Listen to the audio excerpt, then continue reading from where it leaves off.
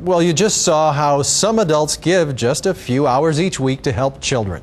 Our next story looks at how a young man who's still in college serves the community thanks to the United Way. The Boys and Girls Clubs offered Clarence Andrews a haven as he was growing up. Now Andrews is making sure that other kids receive the same opportunity.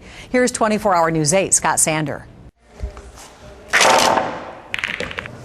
Boys and Girls Clubs of Indianapolis tend to get the day rolling with smiles. The grins come quickly to the kids here, and that's no small victory. 90% of the club's youngsters live in poverty. And it's gone up 17% in 3 years. So it's a real concern of ours because poverty has all kinds of implications to it.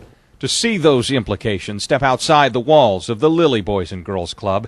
It and others are in neighborhoods where drugs, crime, and gangs are part of a too common cycle. You break it by offering hope and opportunity to kids, which is what Boys and Girls Clubs does the best. You help them with education, seeing the importance of education, helping them with their homework, helping them with tutoring, making sure they get through school.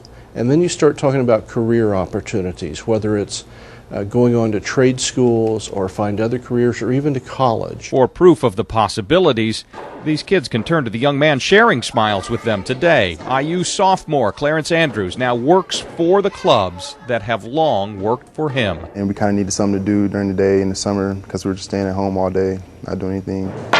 Andrews' early life included abandonment, adoption, and abuse. Now he's helping youngsters with the hurdles they face. Hey, that kid kind of reminds me of me when I was younger, and it's just kind of like start talking to him, and you'll find that a lot of these kids are a lot like me, and it just kind of motivates you to want to be there for them and help them out. And so, yeah, I do develop a sense of relationship with them because I want to give them the same thing that was given to me. Andrew says he thrived on the Boys and Girls Club's delicate balance. It starts with fun. You have to knock them down with the ball. We go through a summer camp where we get along with kids. We do all kinds of activities and stuff. And then we try to piggyback educational activities or cultural enrichment, character building activities on top of those to build their, change their attitudes, build skills, things of that nature. Nice.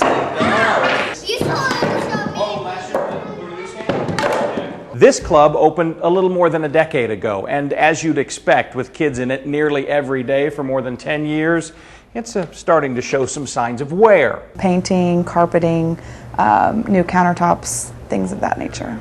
For everything from sprucing up to hiring great staffers like Clarence Andrews, the Boys and Girls Clubs rely heavily on donor dollars. About a third of the entire budget comes through the United Way. Scott, thank you. So, 2 stories showing us how volunteers are making a big difference in the lives of at-risk children. And how the United Way helps to make those programs possible. It really does take a community to raise a child.